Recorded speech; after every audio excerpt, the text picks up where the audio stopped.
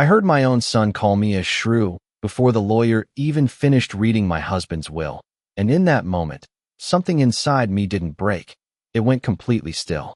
The room was too quiet after Daniel's voice cut through it, sharp and careless, like he was talking about a stranger instead of the woman who had raised him for 43 years.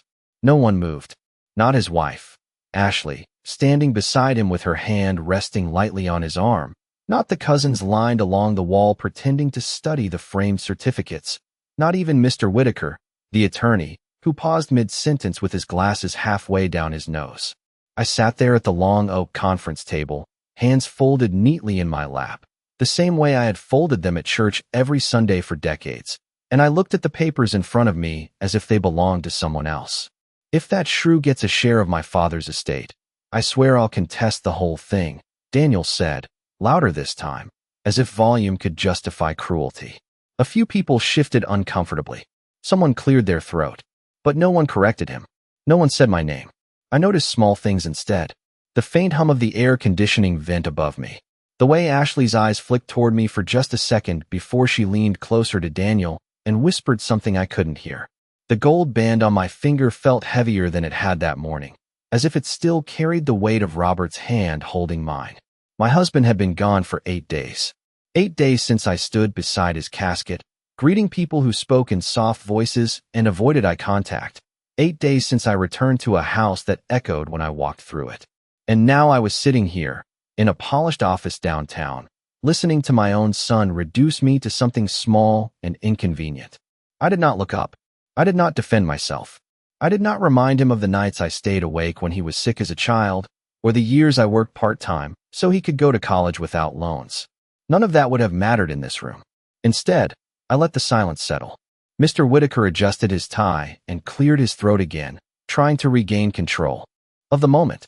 "We will proceed according to the document," he said carefully, his voice measured.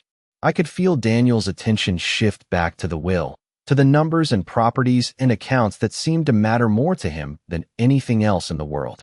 I finally lifted my eyes, not to him, but to the window behind the lawyer's desk. The city stretched out in clean lines and muted colors, people moving below without any idea that a family was quietly coming apart several floors above them. That was the moment I understood something with perfect clarity. The man standing across from me might have been my son by blood, but he had already chosen what mattered to him, and it wasn't me. I drew a slow breath, steady and controlled, and allowed the faintest smile to touch my lips, not out of forgiveness and not out of weakness, but because I suddenly realized how much they were underestimating me. And that, I knew, was going to be their first mistake. The house felt different the moment I stepped back inside, as if it had already begun to forget me even though I had not yet left.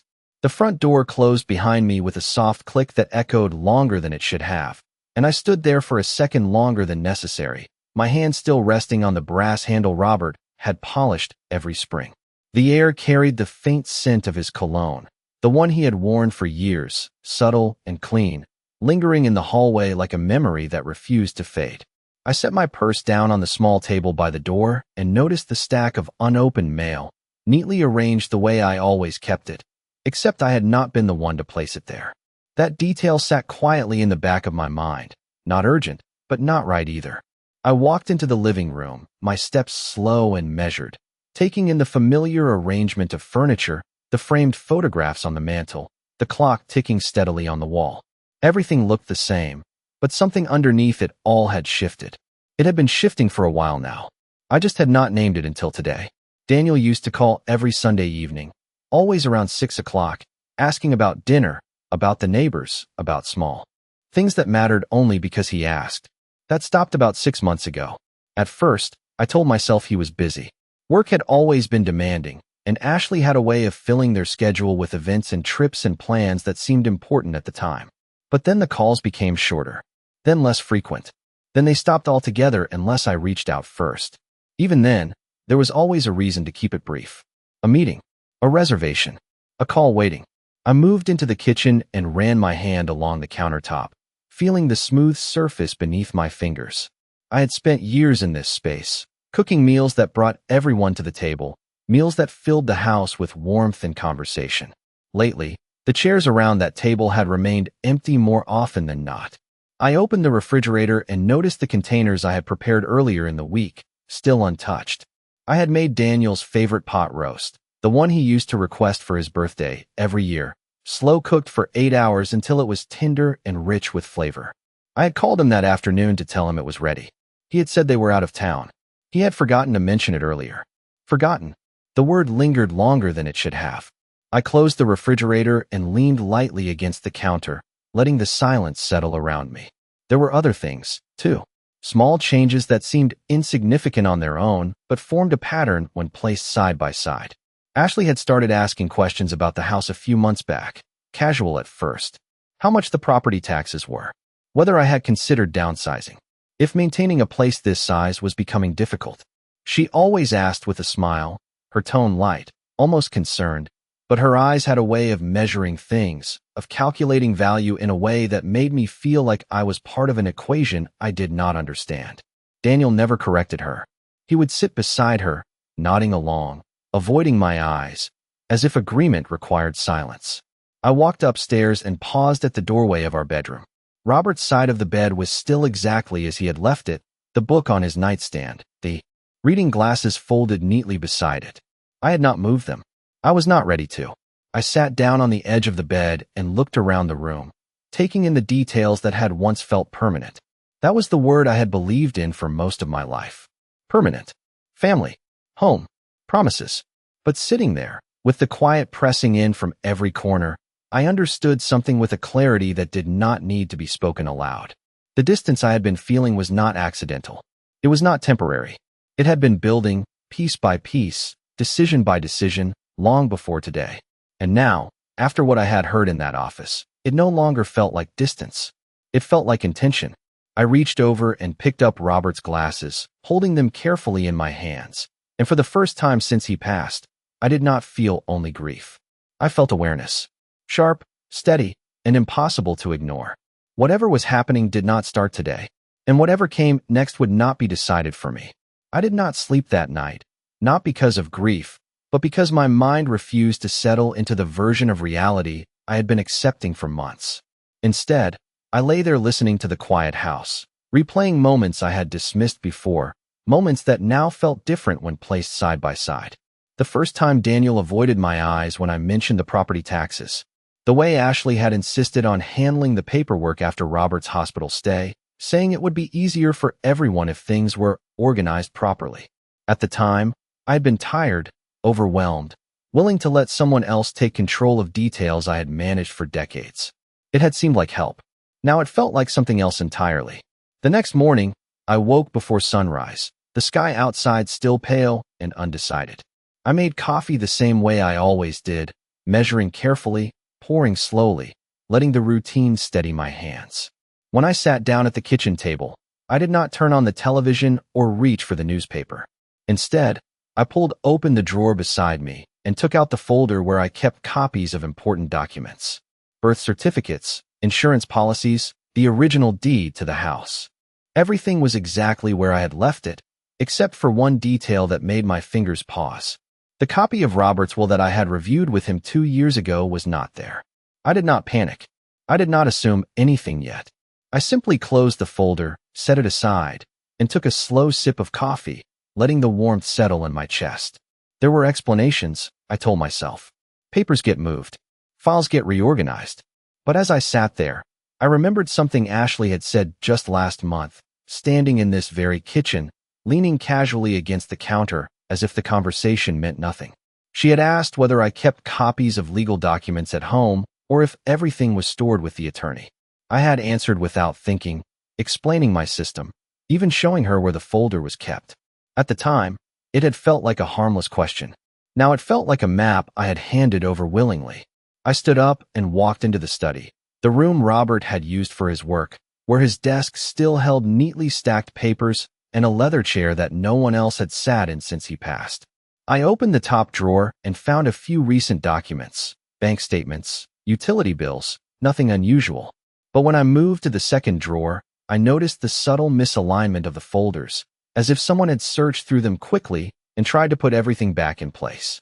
It was not obvious. Most people would not have seen it. but I had lived in this house long enough to recognize when something had been disturbed. I closed the drawer carefully and stood there for a moment, letting the realization settle without rushing it. This was not carelessness.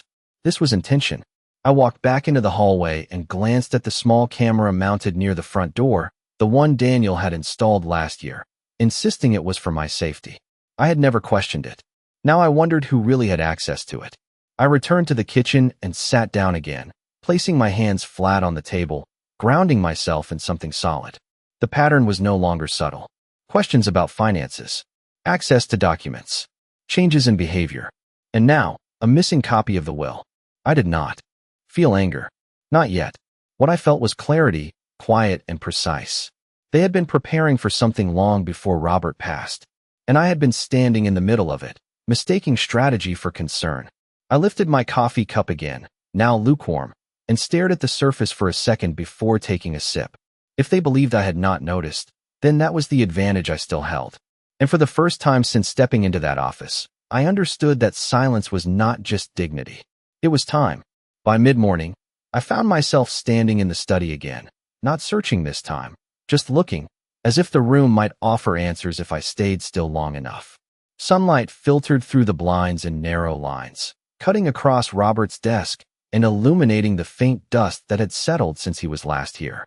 I walked over slowly and ran my fingers along the edge of the wood, remembering how many evenings he had spent in this chair, reviewing documents, making notes in his careful handwriting. He had always believed in order, in clarity, in making sure that nothing important was left to chance.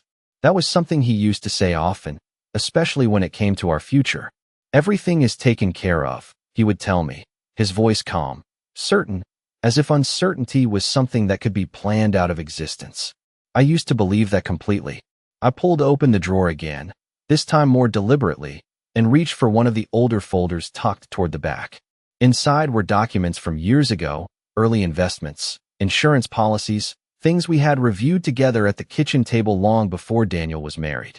I could almost see us there, younger, sitting side by side, discussing details that felt distant and theoretical at the time.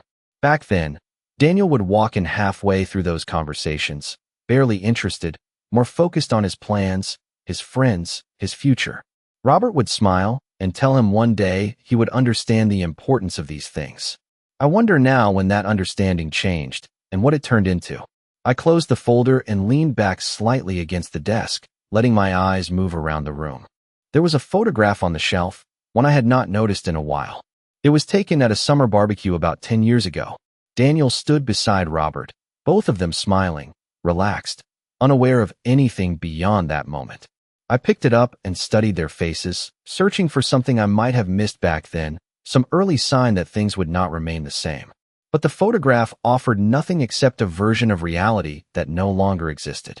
I set it back carefully and exhaled slowly. Memories, I realized, could be just as misleading as silence. They show you what was, not what is. And what is standing in front of me now is something Robert could not have predicted, no matter how carefully he planned. I walked back into the hallway and paused again by the front door camera, my gaze lingering on it longer this time. It had been installed with such simple reasoning. Safety, convenience, peace of mind.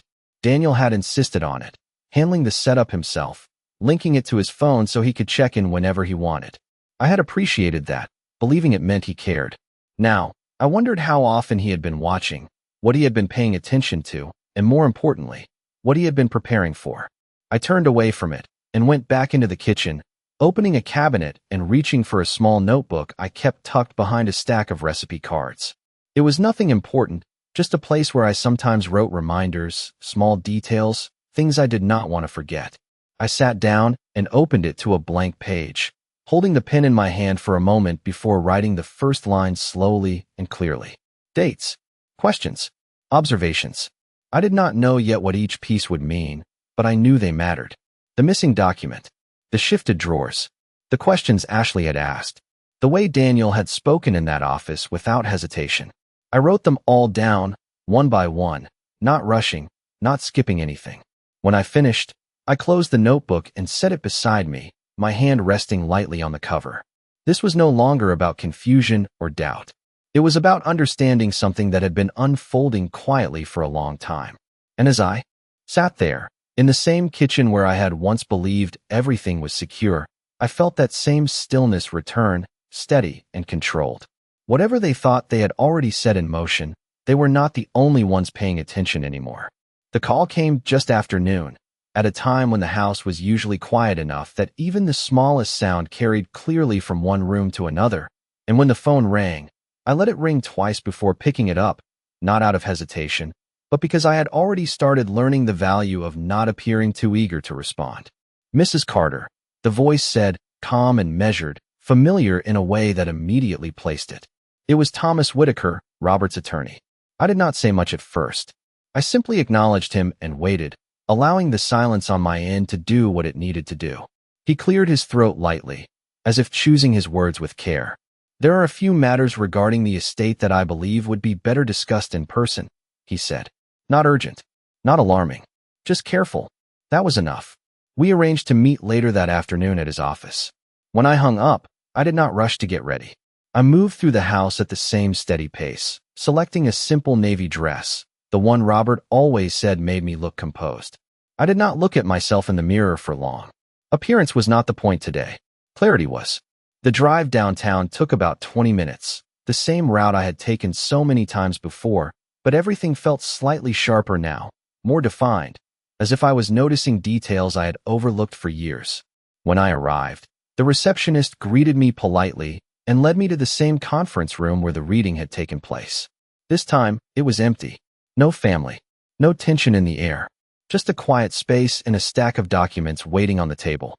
Mr. Whitaker entered a moment later, closing the door behind him with a soft, deliberate motion. He did not sit immediately. Instead, he placed a folder in front of me and rested his hands lightly on the back of the chair across from mine. "I want to be very clear about something," he said, his tone even but firm. "What was presented yesterday was not the only version of your husband's will." I did not react outwardly. I did not lean forward or ask him to repeat himself. I simply looked at the folder, then back at him, giving him the space to continue. He nodded slightly, as if he had expected that response. "Robert updated his estate documents several times over the past year," he continued. "Most of those updates were administrative, but one of them included a codicil, an addition that placed specific conditions on the distribution of certain assets." He opened the folder and turned it toward me. The paper inside was clean, official, unmistakably real. I recognized Robert's signature immediately, steady and precise, exactly as it had always been. "Why was this not read yesterday?" I asked, my voice calm, controlled. Mr. Whitaker exhaled quietly before answering. "Because the version that was presented to the family was the one submitted most recently by your son and his wife," he said. "It did not include this codicil." The words settled slowly, not as a shock, but as confirmation. I let my eyes move across the document, reading each line carefully, absorbing the language Robert had chosen. It was unmistakable in its intent. Clear, direct, protective. My hand rested lightly on the edge of the table as I reached the final paragraph, the one that changed everything. Mr. Whitaker did not interrupt. He simply watched, giving me the time to understand. When I finished, I closed the folder gently and placed it back in front of him. "They knew about this," I said, not as a question, but as a statement. He hesitated for just a fraction of a second before responding. "I believe they were aware that additional documents existed," he said carefully. "Whether they understood the full implications is another matter." I nodded once, slowly, letting that settle. The room remained quiet, but it was no longer the kind of silence that belonged to confusion. This was something else, something precise. I looked back at the folder, then at Mr. Whitaker. "What happens next?" I asked. His expression did not change, but there was a subtle shift in his posture, as if he had been waiting for that question. "That depends entirely on how you choose to proceed," he said. I held his gaze for a moment, then allowed the faintest trace of a smile to return, not warm, not forgiving, but certain. Because for the first time since Robert passed, I was no longer trying to understand what was happening. I already did. And now, so did they, whether they realized it yet or not. When I stepped out of Mr. Whitaker's office, I did not feel overwhelmed, and I did not feel uncertain. I felt precise. The late afternoon sun reflected off the glass buildings across the street, casting sharp lines of light onto the sidewalk, and for a moment I stood there, letting the world move around me while everything inside me settled into place. I did not need to rush. I did not need to confront anyone. That was the first decision I made. If Daniel and Ashley believed they were in control, then taking that belief away too early would only make them careful. And careful people make fewer mistakes. I walked back to my car, unlocked the door, and sat inside without starting the engine. Instead, I reached into my bag and took out the small notebook I had begun using that morning. I opened it to a fresh page and wrote down a few simple words. Codicil confirmed. Withheld intentionally. Then I added another line. They think I do not know. I closed the notebook and placed it back in my bag before finally starting the car. The drive home felt shorter than usual, not because of traffic, but because my mind was no longer searching for answers. It was organizing them. When I pulled into the driveway, I noticed something I had not expected. Daniel's car was parked near the curb. I turned off the engine and sat there for a moment, watching the house as if it might reveal something before I even stepped inside. The front door was closed. The curtains were drawn just slightly differently than I had left them. Subtle changes, small enough that someone else might have missed them. I stepped out of the car, closed the door quietly, and walked toward the house at the same measured pace I had used all day. When I opened the front door, Daniel was standing in the living room, his phone in his hand, his expression shifting the moment he saw me. "Mom," he said, his tone carefully neutral, as if he had practiced it on the drive over. Ashley was seated on the couch, legs crossed, posture relaxed, but her eyes were already studying me, searching for something. Reaction, weakness, confirmation. I gave them none. "I did not know you were coming by," I said, setting my bag down gently, my voice even, polite. Daniel stepped forward slightly. "We thought we should talk," he said. "Not apologize. Not explain. Talk." I nodded once and walked past him into the kitchen, moving with quiet intention, giving myself a moment before responding. I poured a glass of water, took a sip, and set it down carefully before turning back toward them. "About the will," Ashley added, her voice smooth, almost reassuring. I looked at her then, just for a second, long enough to acknowledge her presence without engaging with it. "There is nothing to discuss right now," I said. Not defensive, not dismissive. Final. Daniel frowned slightly, the first crack in his composure. "Mom, I think it is better if we are all on the same page," he said. I held his gaze for a moment, then let it drift past him, as if the conversation itself did not require my full attention. "I agree," I said quietly. "Clarity is important." I let the word linger just long enough to register, then turned back to the sink, rinsing the glass I had just used. Neither of them spoke immediately. The silence stretched, uncomfortable, unfamiliar to them. They were used to explanations, reassurance, control. I gave them none of it. After a moment, Daniel cleared his throat. "We just want to make sure everything is handled properly," he said. I dried the glass slowly, placing it back exactly where it belonged before answering. "It will be," I said, and that was all. I did not ask them to leave. I did not invite them to stay. I simply moved through my home as if nothing had changed, because in that moment, I understood something they did not. The conversation they thought they were starting had already ended. They just had not realized it yet. They did not stay long after that, but the way they left told me more than anything they had said while they were there. Daniel hesitated at the door, as if waiting for me to call him back, to soften, to return to the version of myself he was used to. I did not. I stood by the kitchen counter, drying my hands slowly, my attention fixed on something as ordinary as a clean dish, and I let the silence answer for me. Ashley was the first to step outside. She did not look back. Daniel followed a second later, closing the door behind him with more care than necessary, as if careful movements could undo careless words. I waited until I heard the car engine start and fade down the street before I moved. The house settled again into its quiet rhythm, but it was not the same quiet as before. This one felt deliberate, like a space that had chosen its side. I walked into the living room and noticed the slight shift of a picture frame on the shelf, angled just enough to confirm what I already suspected. They had not come here just to talk. I adjusted it back into place, not out of habit, but as a way of marking the difference between what belonged to me and what they had tried to disturb. I moved through each room slowly after that, not searching, not reacting, just observing. The study drawer I had checked earlier was now aligned differently again, too neat this time, as if someone had taken extra care to erase signs of intrusion. That told me everything I needed to know.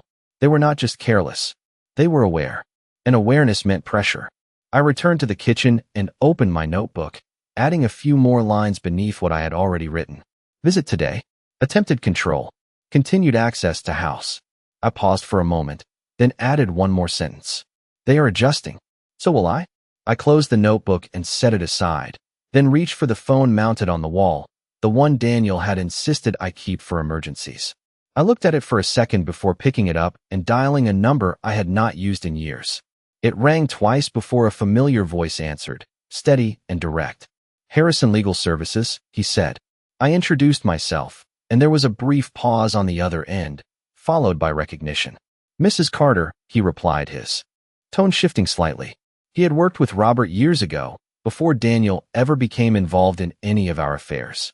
I was hoping you might still be available for consultation, I said, keeping my voice even. There was no hesitation in his response. Of course, he said. When would you like to come in?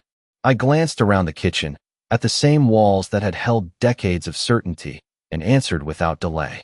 Tomorrow morning. When I hung up, I did not feel relief. I felt alignment. Every step now had a purpose, every decision a direction. I walked to the front door and looked once more at the small camera mounted above it. Then I reached up, pressed the reset button, and watched as the indicator light blinked, erasing whatever access had been there before. It was a small action, quiet, almost invisible, but it was enough. Because for the first time, I was not reacting to what they had done. I was deciding what they would not be able to do again. The next morning arrived with a kind of clarity that did not need to be forced, and as I drove across town to Harrison Legal Services, I noticed how steady my hands felt on the steering wheel, how measured my breathing had become, as if my body had already accepted what my mind had been organizing piece by piece. The office was smaller than Whitaker's, less polished, but it carried something different, something grounded. Mr. Harrison greeted me personally, stepping out from behind his desk with a firm handshake and a look that did not try to soften the situation or dress it in polite language. He remembered Robert well. That much was clear in the way he spoke his name, with respect and without hesitation. I sat down across from him and placed my notebook on the desk, not opening it yet, just letting it sit there as a quiet signal that I had not come unprepared. I believe there have been some irregularities, I said, keeping my voice even, not dramatic, not emotional, just factual. He nodded once, as if he had already anticipated that. I did not rush into details. Instead, I laid them out the same way I had written them, one at a time, letting each piece settle before moving to the next. The missing document, the altered version of the will, the access to my home, the behavior at the reading. He did not interrupt. He did not react visibly. He simply listened, occasionally making a small note on a yellow legal pad in front of him. When I finished, he leaned back slightly in his chair and folded his hands together. You have done the right thing by not confronting them, he said. At this stage, information is more valuable than reaction. I inclined my head slightly, acknowledging the truth in that without needing it explained further. He reached into a drawer and pulled out a thin file, placing it carefully on the desk between us. Robert contacted me about 8 months ago, he said. He asked me to review certain provisions and to prepare documentation that would only be used if specific conditions were met. I did not move, but I felt the shift in the room, subtle and decisive.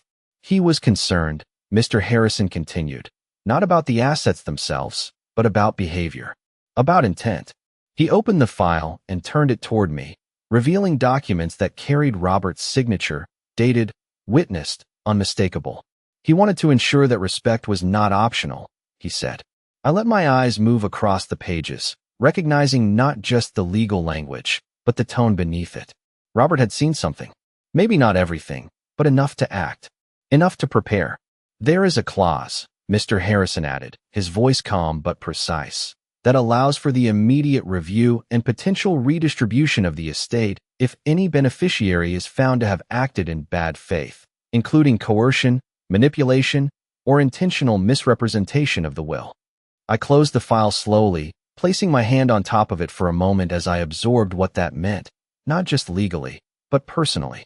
This was not a reaction. This was a plan that had been set in motion long before any of this surfaced. What would be required to initiate that review? I asked, my voice steady. Mr. Harrison met my gaze directly. Evidence, he said. Documented, clear, and properly presented. I nodded once, because I already understood that part. The notebook, the observations, the small details that had seemed insignificant on their own. They were not small anymore. They were pieces. I stood up, taking the file with me as he offered it across the desk, and thanked him without unnecessary words. When I stepped back outside, the air felt different again, not lighter, not heavier, just sharper, like something had come into focus that could not be blurred again. I walked to my car, placed the file carefully on the passenger seat, and sat there for a moment before starting the engine. They had believed this was already decided, that the outcome had been secured through quiet adjustments and controlled access. But what they had not accounted for was that someone else had been preparing long before they began. And now, for the first time, I was no longer following what had been set in motion. I was about to change it. The room felt colder the second time we gathered there, not because of the air, but because everyone understood, at least on some level, that something had shifted, even if they could not yet name it. I arrived a few minutes early, just as I had before, but this time I did not take the same seat. Instead, I chose the chair at the far end of the table, where I could see everyone clearly without needing to turn my head. Daniel and Ashley walked in together, their steps measured, their expressions carefully arranged into something that tried to resemble calm. It did not quite reach their eyes. Mr. Whitaker stood near the window, reviewing a set of documents, and Mr. Harrison sat quietly beside him, his presence unannounced but unmistakable. That alone caused a flicker of confusion to cross Daniel's face, a brief hesitation that he quickly tried to hide. No one spoke at first. The silence settled in layers, heavier than before, no longer uncertain but expectant. I rested my hands on the table, steady, composed, and waited. Mr. Whitaker cleared his throat and began, his voice formal, controlled, moving through the standard language as if nothing unusual was about to occur. Daniel leaned back in his chair, arms crossed, a faint edge of impatience in his posture, while Ashley sat slightly forward, her attention sharp, calculating. They were waiting for confirmation, for closure, for the version of events they believed had already been secured.